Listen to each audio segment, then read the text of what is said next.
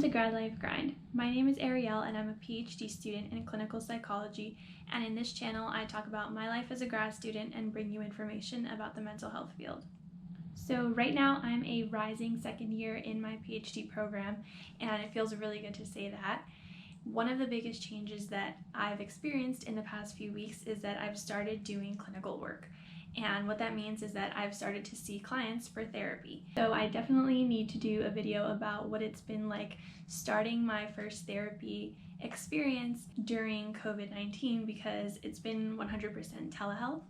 So at some point I'll do a video about what it's been like for me as a telehealth student therapist, but for now I want to address some of the common myths and misconceptions about therapy. So the first misconception / myth about therapy is that it's for crazy people or psychopaths. And there's some really big problems with the fact that we use the words crazy and psycho so casually, and that's probably something for another video. And if you're interested in psychology, or you're getting a PhD in psychology or a master's, or you want to work in the mental health field, people are like, oh, you want to work with the crazy people, or wow, like you want to work with the crazies, or you're going to be a shrink. And using these terms actually stigmatizes therapy more than it already is. So part of the reason why people don't seek therapy is because they have this idea that it's for people who are crazy. They don't want to associate themselves with crazy, and therefore they don't get the help that they may need or would be really useful for them. So the fact that therapy is for crazy people is one of the number one things that I want to have you erase from your memory. So that's actually not true. Therapy is not for crazy people. Therapy is for all people. Therapy is for you. Therapy is for your mom or your dad or any other caregiver. Therapy is for your siblings and your friends. Therapy is for your partner, your husband, your wife, or your spouse. Therapy is for your children. Therapy is for your grandma and your grandpa and anyone else that you know. Therapy is for everybody.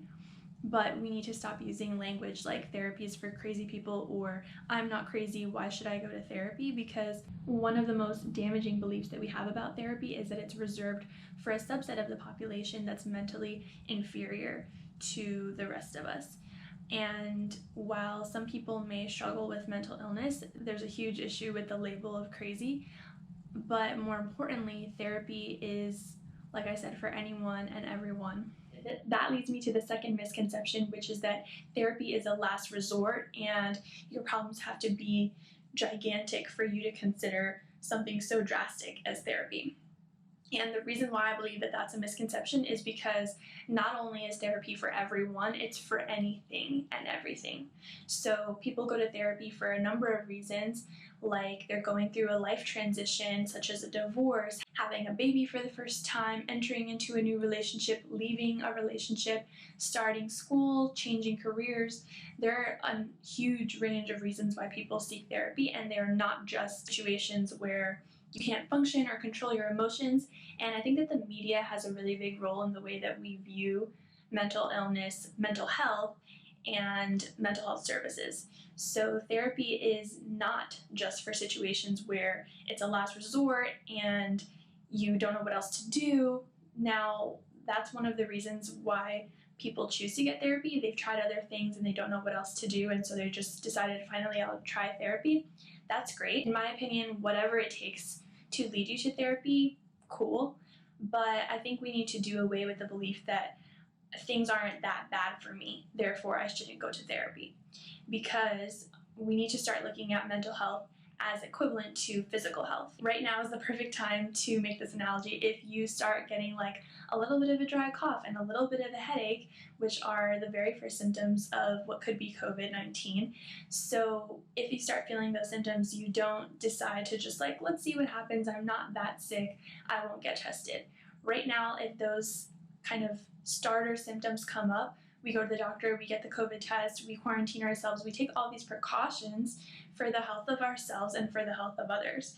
And the same is true for mental health. So you don't have to be at like the brink of disaster just to get therapy. You can start therapy if you're just feeling a little bit off, or you feel like you're going to be going through something stressful soon and you want support, or if you can foresee that you're feeling different than you normally do. But I do believe that the idea that therapy is a last resort emergency treatment is really problematic, and I hope that the perspective that I'm providing today will change your mind if you're somebody who believes that. So another misconception that is especially relevant right now during an all-time high of racial tensions in this country is the idea that therapy is only for white people or European Americans. So again, like the first and second misconception or myth about therapy, the reason why this one is problematic is because therapy is for everyone. And I think this one hits home for me because part of the reason why I'm in the field of psychology is because I think it's really important to increase the representation of people from diverse backgrounds in psychology, because research shows that when there is ethnic match between therapist and client, the outcomes are better. And I've said in a bunch of my videos that I'm from a Latinx background, and I think it's super, super important for Latinx people who are seeking therapy to have the option of having a therapist who looks like them, knows their language, whether that's Spanish or any other language, understands their culture and their practices. If you're a non-white individual, then you know that having someone to talk to where you don't have to explain your entire identity is really, really important, especially in the therapeutic setting. And a lot of research also suggests that what is very healing about therapy is the therapeutic relationship. And if you have cultural similarities, then the probability of the relationship being stronger, I believe, is higher. So being a Latinx woman in this field and being someone who believes in the importance of diversity in psychology, I think that this misconception is extremely problematic because it minimizes the importance of mental health in non-white communities. So when you say therapy is for white people, no matter what your background is, you're saying that non-white people's problems are not important enough to get therapy, to get help. And I completely disagree with that idea, and I think everyone's problems, everyone's symptoms, everyone's experiences are worth being heard. I think everyone, no matter what they look like, sound like, do for a living, is entitled to or deserves someone to understand them and to hear them out. And everyone deserves a safe space, and that's what therapy is. In a lot of communities of color, there is that kind of myth of like, oh, I'm not going to go to therapy, that's just for white people. And I understand why that is. It really comes from a place of only white people have those resources, or only white people have that kind of time, and all these generalizations that blanket statements that people make. So I can definitely see where that idea comes from, because I think that speaking just from the Latinx community, there is the idea that white people are better resourced than non-white people. And it's expensive to go to therapy. It means you're talking to someone that you don't know. It means that you are sharing things that you probably wouldn't share with a stranger, or maybe you haven't even shared with your loved ones. So there is this kind of wall that a lot of communities of color put up against therapy. And so it's easy to just say it's for white people, not for me, instead of actually going and doing the work, because newsflash, therapy is really hard. Being the client is really hard. Being the therapist is also really hard. So I just want to kind of unpack therapy is for white people, because I think that even though it can be a defense or like a protective thing that people say, it is also like invalidating your own pain and other people's pain if they're non-white.